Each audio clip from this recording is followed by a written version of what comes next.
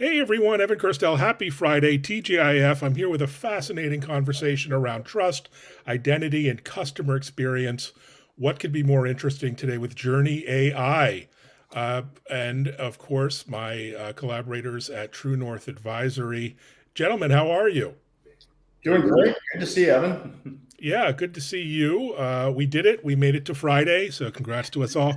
Um, Brett and Alex, Brett Shockley, CEO and co-founder, Alex, head of marketing at Journey AI. Great to see you together in your little office there. That's awesome. Maybe introduce yourselves individually and then Journey AI at a high level, and then we'll chat with Andy. That sounds great. Well, Brett Shockley, my background has been in the contact center industry for many years. Founded a couple of different companies, Spanley Communications and Calabrio. Previously ran Cisco's contact center business, ran Avaya's contact center business at one point in time, and was their CTO, and ran the labs and emerging products and technology there before starting Journey. That's awesome. And Alex Shockley, president and co-founder. And prior to Journey, most recently, my background was founding and selling a digital marketing agency. So background sort of broadly on that world of UI, UX, conversion optimization, sort of digital behavior. And so that's sort of the natural path that brought us together here, is looking at in my side of the world, and you're really taking advantage of all the latest innovations in the ad tech and martech stacks, looking at all the different tools that are available and are sort of rapidly evolving, and how do you influence a digital journey for a user. And we all know there's a lot that's taken place in that space over the last couple of decades, and in particular, things to drive certain behaviors and outcomes in that customer journey. But as soon as you pick up the phone and place that phone call into the business, you're still back to the same experience we've had for the last 20, 30 years, where businesses are only really effectively still tapping into the speaker and the microphone on the customer's phone, despite the fact that our phones can do a heck of a lot more than that. And so what Journey is doing is effectively working to blend the voice and the digital channel so that the business can tap into any feature that a smart device is capable of supporting, be that device native biometrics or a conduit for cloud-based biometric functions, be it facial, behavioral, et cetera, as well as everything from payments to signatures to scanning documents and more. And so that's really where Journey's coming in, as a platform to help a business tap into a much broader array of user controlled capabilities from their smartphone. And then doing all of that on a zero knowledge platform, which is our patented foundation to all of our architecture here, where we can help to take the contact center out of that role of being the intermediary that receives the user input and then hands it off to a back office system. But rather, when you're doing it over a digital channel, now we have the opportunity to bring information directly from a user's device, like a social security number, to the back office of a business where it's actually needed, rather than treating the agent as an intermediary to see it and process it. Wow, that was a mouthful for a Friday morning. You've had a couple of coffees, to say the least. Yeah. But let me ask you, you share a last name. I assume that's not a coincidence, guys. No, Alex is my son, and I think our collaboration for Journey probably started when he was about 5 years old at the dinner table, and sort of continued on from there. But Evan, it's a good question, and it is interesting because on the one hand, we can finish each other's sentences because of growing up together here. But on the other hand, Alex's experience in the digital marketing space and sort of his whole perspective on the millennial approach to customer experience sort of comes together very well with my old school contact center background. I mean, I've lived on the front end of innovation in that space for many years, but it's very different to sort of bring that whole digital native experience together with sort of that contact center point of view. No, I love that. I admire your relationship. I can barely get my 18-year-old son to take out the trash. So you've done well, sir. And last but not least, Andrew Miller of True North Advisory. Andy, maybe introduce yourself and the way you work with clients, but also in this case with Journey. Well, Evan, we've talked many times before. So True North, we're a boutique advisory firm. We help companies, mainly early stage entrepreneurs, in their growth trajectory. And I felt that the folks at Journey have just an amazing opportunity. The whole identity marketplace is hot and quite a bit of TAM and growth opportunity. And the combination of Brett and Alex, you probably got a little bit of trouble, Evan, because you called Alex the head of marketing. He actually is the president. And, Oh, well, President, my apologies, El Presidente. a lot more than marketing, but but the company itself is really poised for some amazing things. Some of the clients and opportunities they're involved in right now in this identity space is just really so exciting. So as a client, we collaborate quite a bit. We help them on a number of strategic issues, introductions into people that are hard to get to know over a period of time, and just a lot of fun. I've never worked with a father and son executive team before, so but it's been a great pleasure. And I think the trajectory, once people find out what Journey does and how they can help them both on the return on investment and total cost of ownership in solving problems, it's just it moves very quickly. It's just a really exciting company. Yeah, exciting indeed. And Brett and Alex, maybe set the scene here for the problem that you're actually solving in the contact center today. All of us as users have that experience of hellscape of occasionally hellscape of calling in and being transferred around and not knowing your identity and not sure who you're talking to. So set the frame on the technology, the flow, if you will, and how it works in actuality. Sure. Why don't I jump in? I'll talk a little about the current state of affairs, and Alex, maybe you can talk about how we changed that game. If you think about when you call into many contact centers today, it starts with, okay, let's enter your 16-digit account number, your PIN number, perhaps in an IVR, and of course, there's lots of room for error when you're entering all that. Then you get put in queue. Eventually, you get to an agent. That agent may ask you for your mother's maiden name, your favorite pizza topping, things like that. That's known as knowledge-based authentication. And we all know that it can't possibly be very accurate because today we can look all that information up in social media, or really bad guys can look it up on the dark web. In fact, the veracity of authentication with that is really quite low, 50% in some cases or lower. And a fraudster in a targeted attack can be up in the, they can get through that 90% of the time these days. So it's both annoying to the caller as well as not very secure from the company's perspective, and can lead to a lot of fraud. And when you think about some of the advanced ways that you might try to enroll somebody in, say, voice biometrics, if you start by asking silly questions about their mother's maiden name, and that's the gateway that lets you enroll, you really haven't accomplished much. You've now enrolled fraudsters as well as real people. Anyway, once you get the agent answers the phone, we've agreed we know each other, we're going to talk.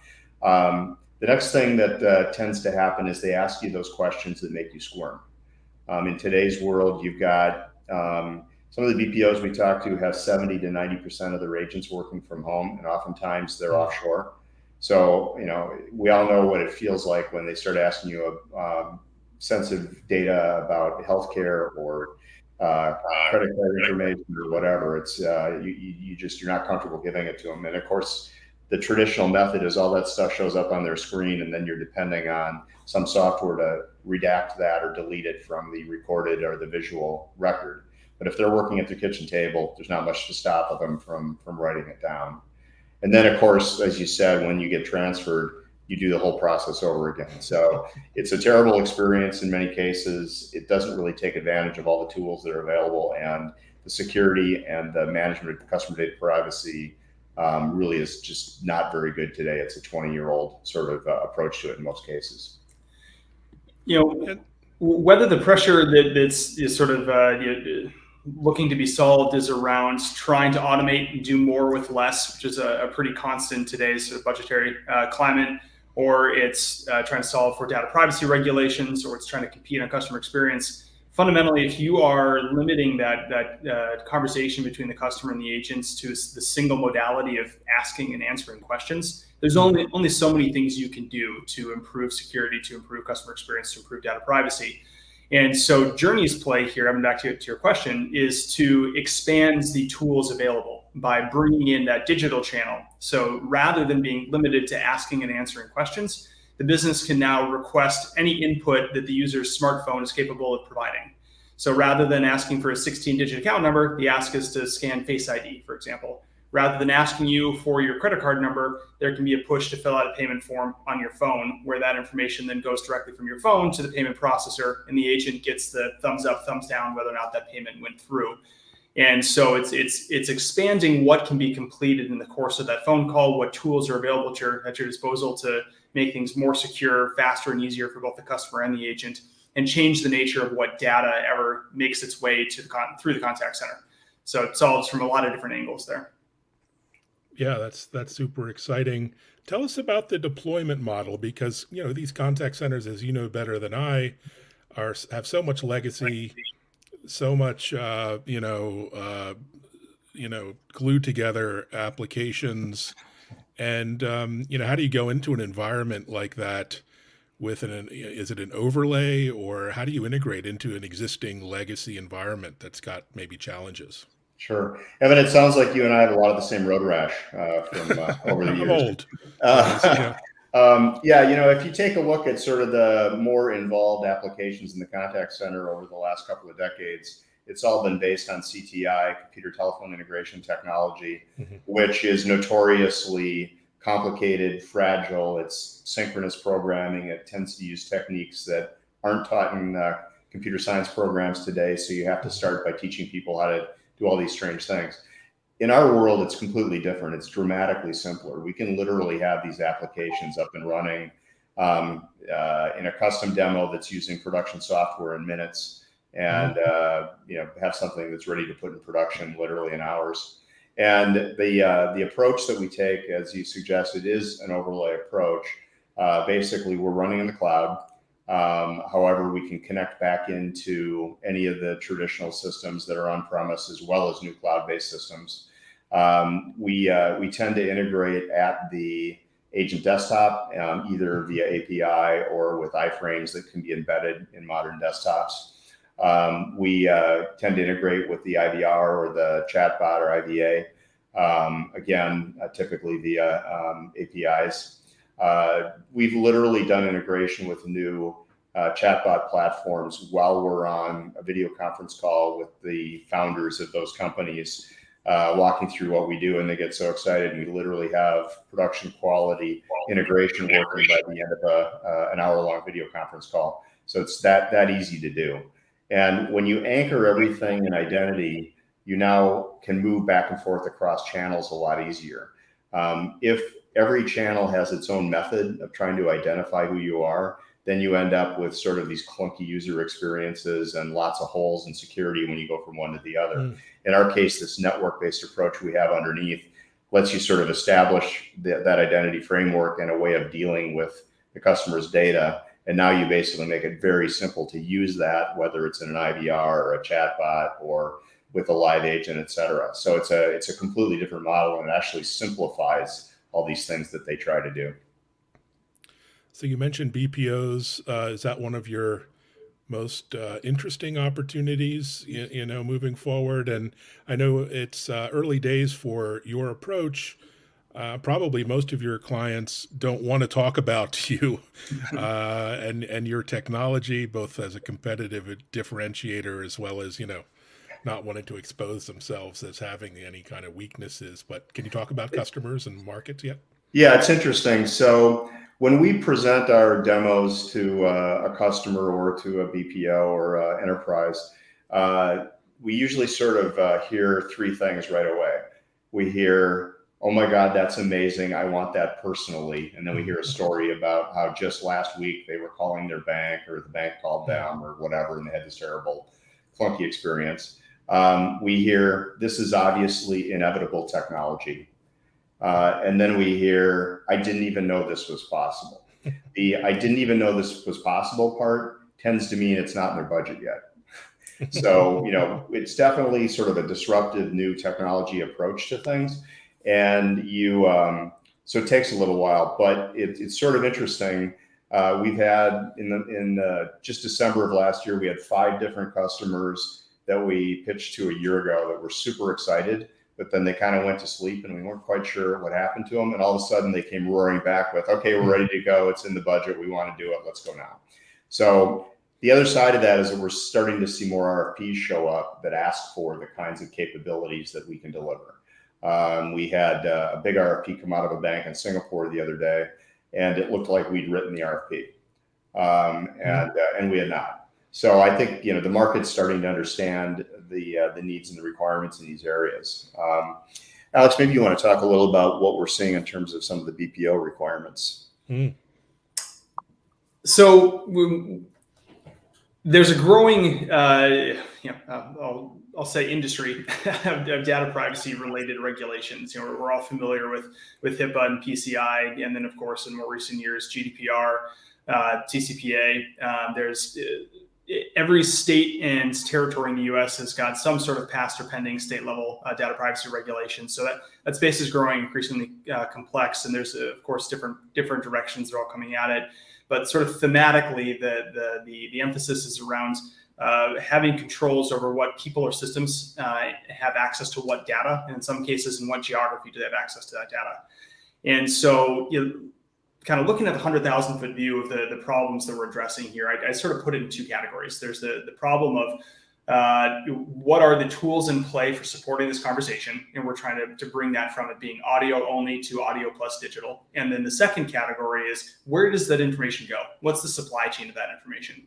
And in BPOs, particularly those that have a larger footprint with thousands, tens of thousands, or hundreds of thousands of agents, generally geographically spread out, they tend to be sort of subject to the all of the above kind of category of these data privacy regulations.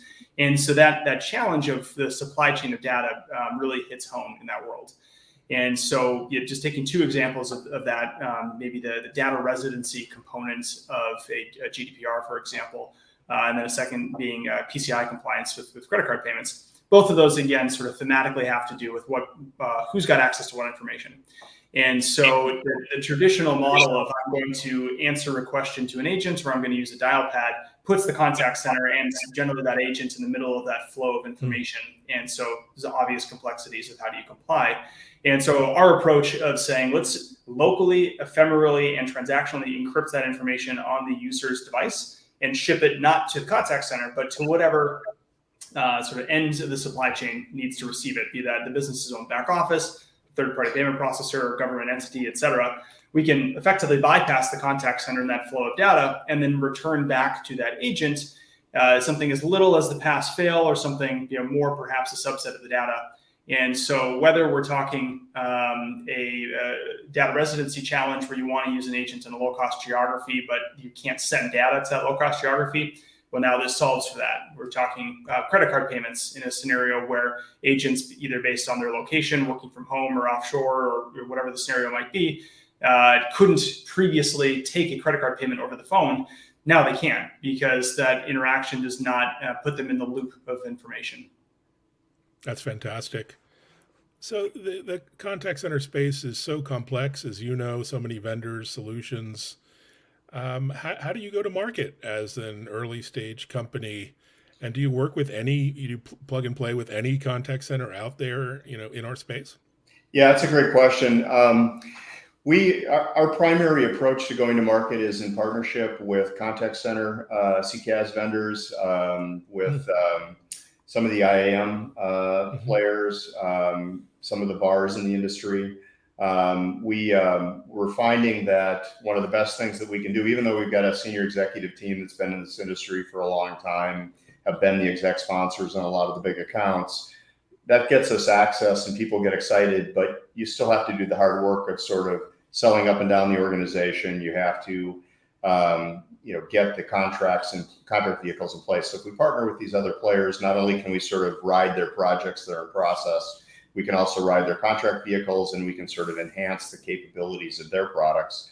And because of the flexibility of the different ways you can use our products for enrollment or authentication or doing these transactions over the smartphone while you're talking to an agent and call center, every manufacturer or partner that we work with can kind of create their own use of the technology that's unique to them. So, we're partnering with the major CCaaS vendors as an example, and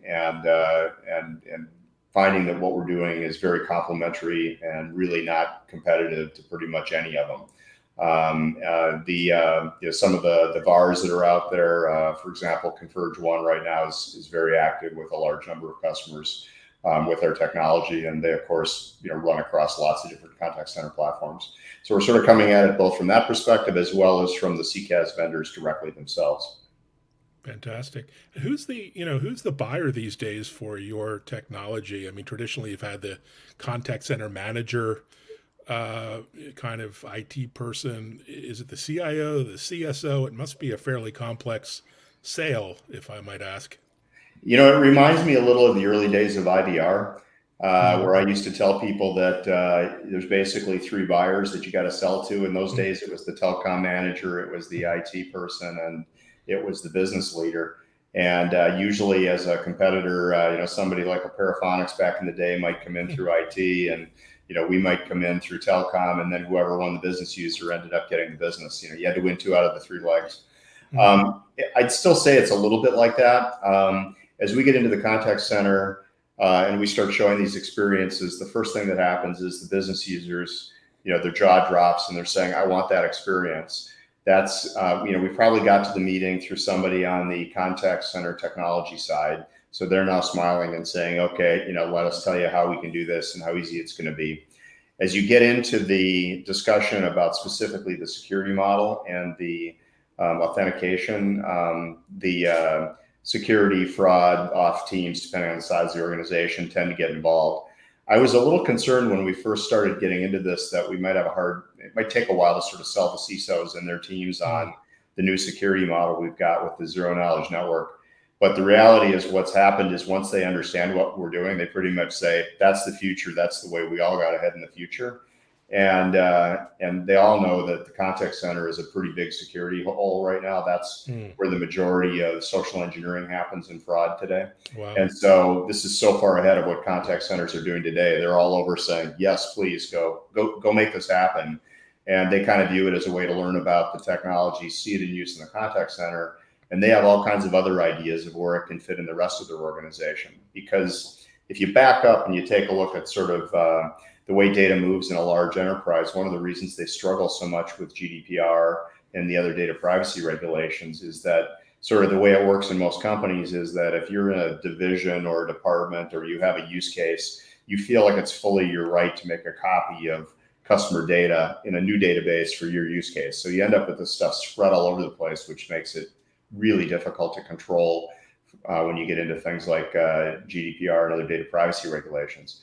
In our case, if they adopt the model that we're using for moving data around, they can leave sort of their core data in one place that's highly protected, has their best cybersecurity controls over it, et cetera, and they can validate information against it from all these other applications without ever making copies of the data. So the security model is dramatically better. You reduce the attack surface significantly. That's fantastic. What an approach. So I know you're focused on contact center. It's a clear need you're focused on as an early stage company, but security, identity, and privacy as a marketplace is like $1 trillion marketplace. Do you have plans once you conquer the contact center market to kind of go big, as it were? Because this is a huge problem, a huge space, and everything from social media to banking and fintech and et cetera, et cetera, et cetera. What say you? Yeah, absolutely. I mean, the technology we have is very applicable, whether it's, logging into the web or a mobile app or, other things that haven't traditionally been tied to a contact center. We view it as sort of an entry point into a customer journey.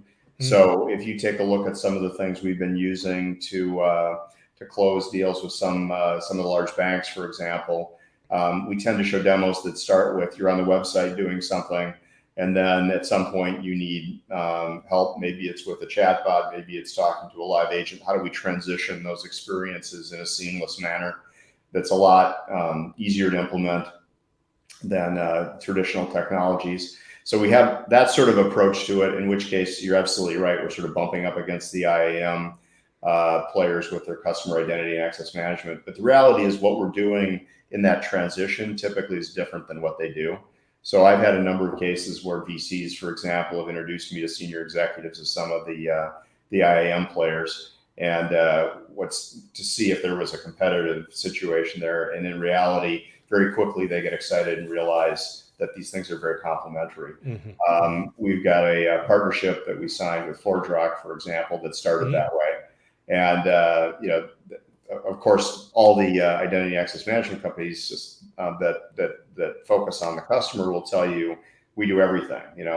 We can bring identity to all these different use cases, but sort of that unique capability to make it super easy to transition from what's happening in their traditional identity access management into contact center and other contact center related technologies is not something that most of those players have actually done much with. So for example, in ForgeRock's case, what we did is we literally built custom nodes that go directly into their orchestrator, so you can just drag and drop journey functions into a ForgeRock flow, for example, identity flow, and just make that an easy part of that transaction. And I think what we're going to see is more and more of that, where we build sort of applets that get inserted inside of these different vendors' orchestration products. We can typically build them with our no-code tool in minutes to hours, and then they can expose them through their applications. We started doing that with a number of the chatbot vendors as well, for example.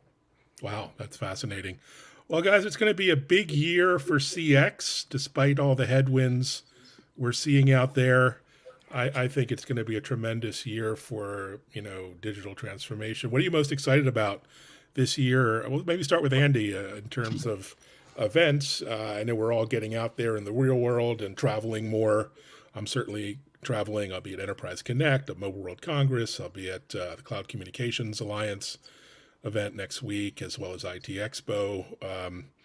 What about you, Andy? What are you excited about most for this CX journey? No pun intended. Well, I think we're gonna probably be at the same events that you'll be at, Evan.